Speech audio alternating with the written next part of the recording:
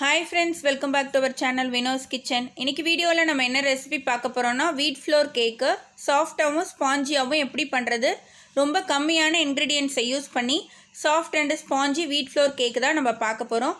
வாங்க வீடியோக்குள்ள போலாம். அதுக்கு முன்னாடி என்னோட சேனலை சப்ஸ்கிரைப் பண்ணாதவங்க ப்ளீஸ் சப்ஸ்கிரைப் பண்ணிக்கோங்க. பக்கத்துல இருக்க பெல் ஐகானையும் மறக்காம பிரஸ் பண்ணிக்கோங்க.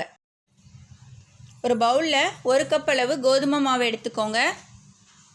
3/4 கப் அளவு சுகர் பவுடர் பண்ண சுகரு 3/4 கப் சேர்த்துக்கோங்க. 1/2 டீஸ்பூன் அளவு பேக்கிங் சோடா ஆட் பண்ணிக்கோங்க. பேக்கிங் பவுடர் வந்து இதுக்கு நீங்கள் ஆட் பண்ண வேண்டாம். 1/4 டீஸ்பூன் அளவு சால்ட்டு,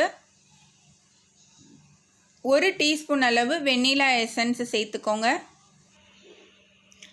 எல்லாத்தையும் சேர்த்து நல்லா மிக்ஸ் பண்ணிக்கோங்க.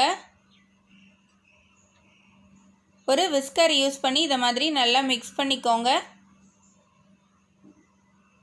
இதில் நம்ம 3/4 கப் அளவு பால் சேர்த்து மிக்ஸ் பண்ண போகிறோம். 3/4 கப் அளவு பால் தேவைப்படும்.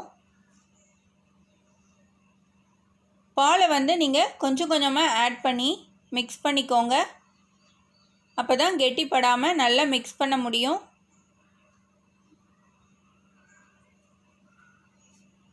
நல்லா மிக்ஸ் பண்ணிட்டதுக்கப்புறம் 2 டேபிள் ஸ்பூன் அளவு ரீஃபைண்ட் ஆயில் ஆட் பண்ணிக்கோங்க. அதில்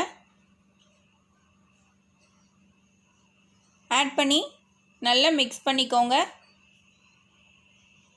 இப்போ இந்த கேக் வந்து நம்ம டம்ளரில் தான் பண்ண போகிறோம். எந்த மோல்டும் இதுக்கு தேவைப்படாது.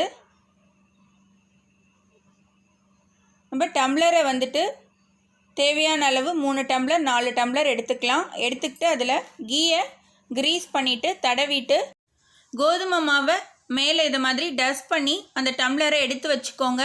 நம்ம ரெடி பண்ணி வச்சுருக்கிற மாவை வந்து டம்ளரில் ஆட் பண்ணிக்கலாம். ஒரு 3/4 டம்ளர் அளவு ஆட் பண்ணிங்கன்னா போதும். கேக்கு வெந்து வரதுக்கு கரெக்டாக இருக்கும். ஒரு டம்ளர்லேயும் 3/4 டம்ளர் அளவு மாவை சேர்த்துக்கோங்க.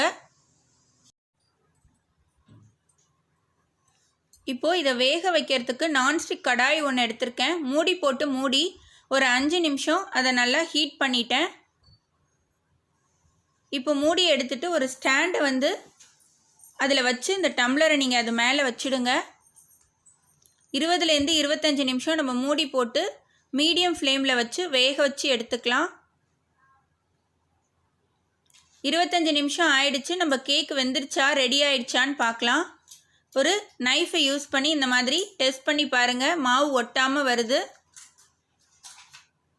ஆற வச்சு டீமோல்ட் பண்ணிவிடுங்க. இந்த மாதிரி பாருங்கள் எவ்வளோ சாஃப்டாகவும் ஸ்பாஞ்சியாகவும் இருக்குது. நம்ம வீட்டில் இருக்கிற இன்க்ரீடியன்ட்ஸை யூஸ் பண்ணி டம்ளரை யூஸ் பண்ணி இவ்வளோ சாஃப்டான ஸ்பாஞ்சியான வீட் ஃப்ளோர் கேக்கை நீங்களும் வீட்டில் ட்ரை பண்ணுங்கள். உங்களுக்கு இந்த ரெசிபி பிடிச்சிருந்ததுன்னா லைக் பண்ணுங்கள், ஷேர் பண்ணுங்கள், மறக்காமல் எனக்கு கமெண்ட் பண்ணுங்கள்.